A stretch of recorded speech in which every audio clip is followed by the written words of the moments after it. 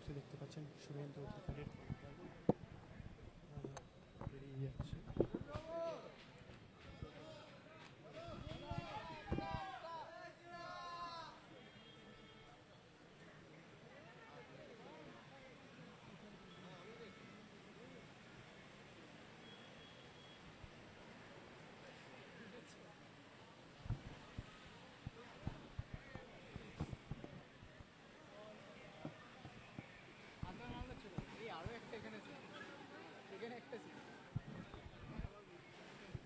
এই মুহূর্তে আপনাদের সরাসরি তুলে ধরলাম শুভেন্দু অধিকারী কনভয় এবং শুভেন্দু অধিকারী রাজভবন থেকে বেরোলেন। আর সেই চিত্র একেবারে সরাসরি এসএসটিভির লাইভ সম্প্রচার আমি মেহেদী হাসান একবার রাজভবনের সামনে থেকে সরাসরি আপনাদের সামনে তুলে ধরলাম।